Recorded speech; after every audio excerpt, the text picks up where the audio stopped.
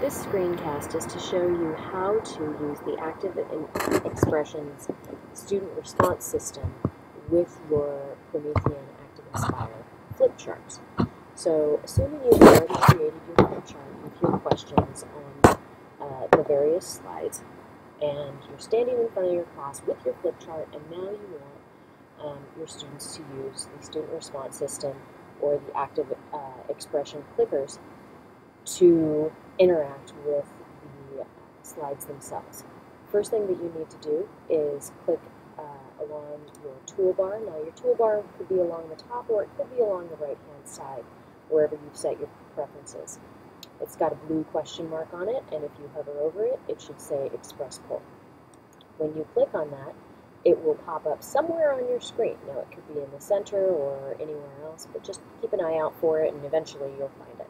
And you can also move it wherever you'd like to along the screen as well. So you need to make sure that your students all have their ActivExpression clickers turned on, and that your Active Hub that is with all of your ActivExpression clickers is plugged in to your computer via USB port. So they will not talk to each other if those two things aren't in place. Clickers have to be on, and the Active Hub needs to be plugged into your computer.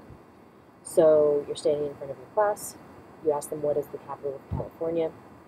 First thing that you need to do is choose this multiple choice option. You have 4 options, A through D. Choose the option that allows for 4 different responses. You click on that, and now that should show up on each of your students' devices, A, B, C, or D, and the students have to choose the particular answer as well as click the word send. Now, as I responded, I'm using 3 clickers. It gave me, or it showed me, as well as the rest of the class, that those 3 responses were submitted. When I'm done and everyone has submitted, or I know that as many have been submitted as I'm going to accept, I can click this red stop button. It will then say to me that 1 or more users failed to answer because I have more registered devices than I have clickers that I'm using currently. So I just ignore this and I say no. And now it gives me a nice bar graph, which is all well and good unless I don't know what the answers are, or unless I don't know what the answers are. So if I click on this first link, then I can actually assign the correct answer. I click done, and now I see that B was the correct answer, or rather your students will see that B is the correct answer. There are lots of other options that you can use, including a who answered what graph, which is really nice. Student 1 answered A in 12.1 seconds, student 2 B in 11.1, and student 3 in 10.1 seconds. The other really nice aspect of this particular product is that this third option allows you to paste the vote results directly into that particular slide. So I click on that, I close it, and now I have this nice, neat bar graph that I can place directly into my chart, and I can reference if I want to retest or I want to go back at a later date. So I go into my second slide, again going through the process. I come up here, I fly over the question mark. I have 3 options this time, so I click on multiple choice, A through C, and now those 3 options are available for me. So I'm going to respond accordingly, and then I'm going to click stop. Now the other option that I have is that I could actually give it a time limit. I'm giving it a 5-second time limit, but obviously you might want to give it a 60-second or even longer time limit. And then I don't have to worry about going back and hitting the stop button. I can walk around the class and make sure that students are on task. Click no, and again it gives me this bar graph. I assign the correct answer, which is C. I click done, and it changes the color for me. This time I want to see who answered what. And in a different way, where before I showed you the graph, this time I'm showing you the specific list, student by student.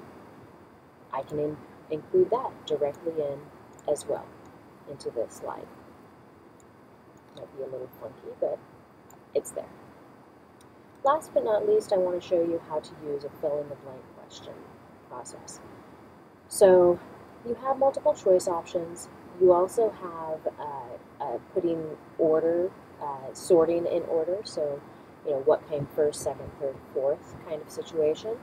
You could ask questions that are yes, no, or true, false, or maybe. You could do a Likert scale that allows you to rank. You could ask for just a basic number. So if you're asking for a math equation and you want the students to put in a particular number, you can do that. In this case, we're going to ask for a text response. Fill in the blank, my favorite teacher is, and then you click on text question. Now, the students have to enter the text itself. So if you'll bear with me, I need to do that for 3 of these here.